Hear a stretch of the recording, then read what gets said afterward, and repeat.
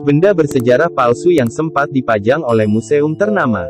Benda-benda yang memiliki nilai sejarah tinggi bisa memiliki nilai jual mencapai jutaan dolar. Oleh karena itulah, sejumlah oknum memanfaatkan hal tersebut untuk membuat benda tiruan demi memperkaya dirinya sendiri.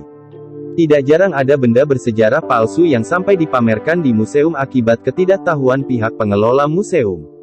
Berikut ini adalah benda-benda bersejarah palsu dan karya seni tiruan yang pernah dan masih dipajang oleh museum. Gulungan Laut Mati. Gulungan Laut Mati adalah sebutan untuk manuskrip atau dokumen tertulis yang ditemukan di dekat Laut Mati, Israel. Manuskrip tersebut ditulis dalam bahasa Yahudi dan sudah berusia setidaknya 2000 tahun. Gulungan Laut Mati merupakan bukti sejarah yang penting dalam kajian agama Yahudi dan Kristen karena gulungan tersebut memuat informasi mengenai kitab Injil Perjanjian Lama. Sebagian besar lembaran gulungan Laut Mati kini tersimpan di Museum Israel yang terletak di kota Yerusalem. Sementara lembaran lainnya berada di tangan kolektor dan museum-museum yang terletak di luar Israel. Museum Injil yang terletak di Washington DC, Amerika Serikat, pada awalnya merupakan satu dari sekian banyak museum di luar Israel yang memiliki lembaran asli gulungan Laut Mati. Namun predikat tersebut tidak lagi berlaku menyusul dilakukannya pemeriksaan terkait lembaran tersebut. Pada awalnya, Museum Injil mengirimkan lembaran gulungan Laut Mati ke Jerman untuk diteliti. Saat hasil penelitian tersebut diumumkan pada tahun 2018, lembaran yang bersangkutan ternyata lembaran palsu. Menyusul keluarnya hasil analisa tersebut, pihak museum mengumumkan kalau lembaran palsu tadi tidak akan dipajang lagi di museum. Peristiwa tadi sekaligus menambah kontroversi terkait Museum Injil. Sebelum skandal mengenai keaslian gulungan Laut Mati terkuak, pengelola Museum Injil sempat dikritik karena menggunakan jalur penyelundupan ilegal untuk mendapatkan benda-benda koleksi dalam museumnya.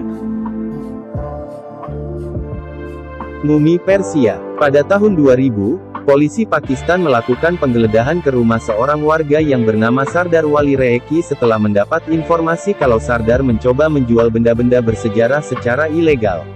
Saat menggeledah rumah Sardar, polisi berhasil menemukan peti mati beserta jasad seorang putri yang diyakini berusia 2600 tahun. Jika penggeledahan ini tidak terjadi, Sardar rencananya akan menjual peti berisi mumi tersebut kepada seorang kolektor benda bersejarah dengan harga mencapai 35 juta pound sterling. Rumah Sardar terletak di desa Haran yang terletak di perbatasan.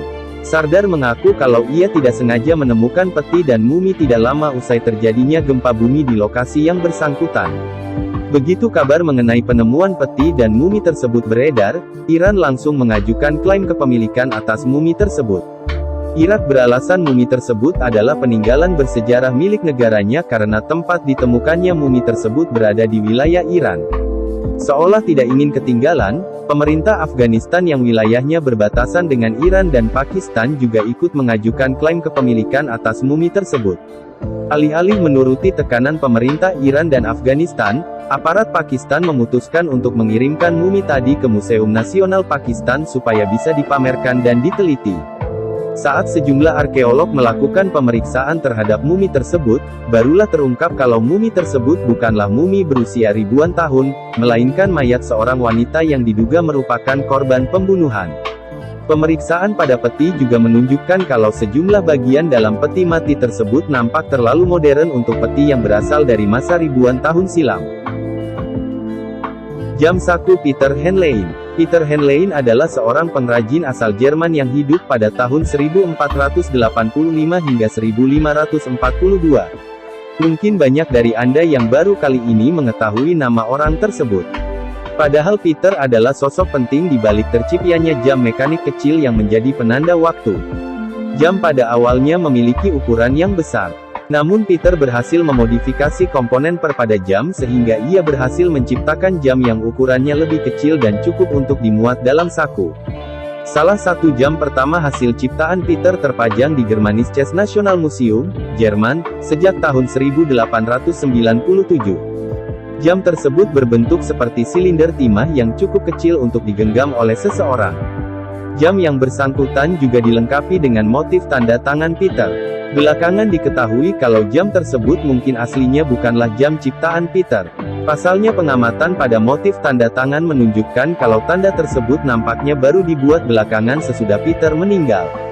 Analisa lebih jauh menunjukkan kalau sejumlah komponen dalam jam aslinya berasal dari abad ke-19. Meskipun begitu, tetap ada yang beranggapan kalau jam ini memang benar-benar jam buatan Peter. Namun sejumlah komponen dalam jamnya memang ada yang sengaja diganti supaya jamnya bisa berfungsi kembali. Raksasa Cardiff. Manusia normalnya hanya memiliki tinggi maksimum 2 meter atau kurang. Oleh karena itulah, ketika beredar kabar kalau ada jasad manusia sepanjang 3 meter yang berhasil ditemukan, penemuan tersebut jelas bakal langsung menarik perhatian halayak luas. Raksasa Cardiff adalah sebutan untuk jasad manusia raksasa yang ditemukan berada dalam kondisi membatu. Jasad berukuran 3 meter tersebut ditemukan di Cardiff, New York, Amerika Serikat. Penemuan jasad tersebut terjadi pada tanggal 16 Oktober tahun 1869 saat sekelompok orang sedang menggali sumur di kediaman milik William C. Newell. Jasad tersebut pada awalnya diduga sebagai jasad suku Indian berukuran raksasa yang terkubur dalam kondisi membatu di lokasi tersebut. Belakangan diketahui kalau jasad raksasa tersebut aslinya adalah patung yang dibuat oleh William. Ia sengaja membuat patung ini untuk mengolok-olok klaim kaum Kristen Metodis kalau di masa lampau, pernah ada manusia raksasa yang menghuni bumi. Ia juga menggunakan patung ini untuk memungut bayaran dari orang-orang yang ingin melihat patungnya dari dekat. Menyusul terungkapnya fakta asli mengenai identitas patung tersebut, patung yang bersangkutan kemudian dibeli oleh Gardner Chowles Jr. Gardner lalu menjual patung tersebut kepada pengelola Museum Petani di Cooperstown, New York, pada tahun 1947. Patung yang bersangkutan sekarang terpanjang di museum dan masih dapat dijumpai hingga sekarang. Semua benda di Falscher Museum, Austria. Falscher Museum atau Museum Kesenian Palsu adalah nama dari sebuah museum yang terletak di kota Wina, Austria.